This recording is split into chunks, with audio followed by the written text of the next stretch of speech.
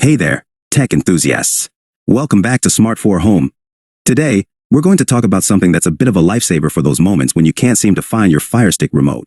How to use your FireStick without a remote. The good news is, if you've got your smartphone handy, you're already halfway there. The FireStick app turns your phone into a fully functional remote control. How to download and set up the FireStick app on a smartphone.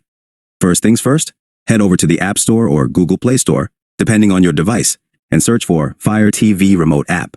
Download and install the app onto your smartphone. Once it's installed, make sure your phone is connected to the same Wi-Fi network as your FireStick. 2. Opening the FireStick app on their smartphone. Now, open up the Fire TV Remote app.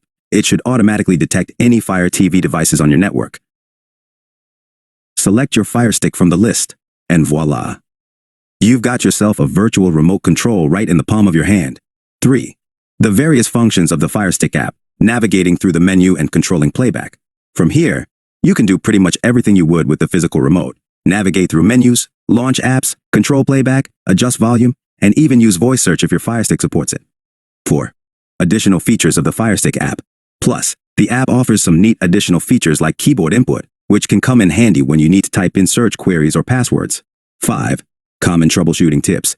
If for some reason your FireStick isn't showing up on the app, make sure both your phone and FireStick are connected to the same Wi-Fi network and that your FireStick is powered on. You may also need to restart your FireStick or reinstall the app if you're still having trouble. Conclusion. So, there you have it, a quick and easy way to use your FireStick without a remote.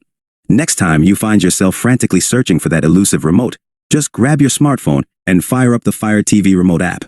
Thanks for watching, and don't forget to like, share, and subscribe for more tips and tricks.